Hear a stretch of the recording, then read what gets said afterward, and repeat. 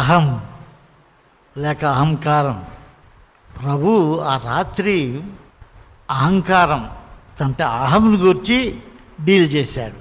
ప్రతి వానికి అహం ఉంటుంది, దాన్ని అంత తేలిగ్గా విడిచిపెట్టడం ఇష్టం ఉండదు.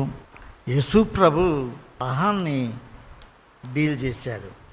ఆయన ఆ సభలో వారి శిష్యుల దగ్గర అందరూ కూర్చొని, దేవుడు భూమి ఆకాశంలో సృజించినవాడు, పరలోకం నుండి వచ్చినవాడు ఆ ప్రభువు అహంతో డీల్ చేస్తూ ఉన్నాడు. ఏంటి? తాను కూర్చున్న పంక్తిలో నుండి లేచి ఒక తువాలు నడుము కట్టుకొని ఆ శిష్యులు పాదాలు కడగడం మొదలుపెట్టాడు. 13వ అధ్యాయంలో లోకం కని విని ఎరుగని విషయం. శిష్యులు గురువుల పాదాలు కడగడం అందరికీ తెలుసు.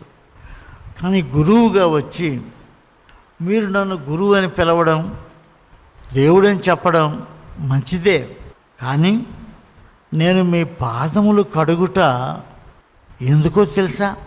మీరు ఈ లోకానికి ఈ నూతన ప్రేమ, ఒక వ్యక్తి తన ఆహారాన్ని చంపుకొని సేవ చేసే ఈ సంఘటన, ఇది 13th అంటే చాప్టర్లో యేసు ప్రభు చేసిన విషయం. తన అహం ఇసుమంతా కూడా కనబడకుండా తువాలు తీసుకొని నడువు కట్టుకొని పళ్ళెంలో నీరు తెచ్చి శిష్యుల పాదములు కడగడం మొదలుపెట్టాడు.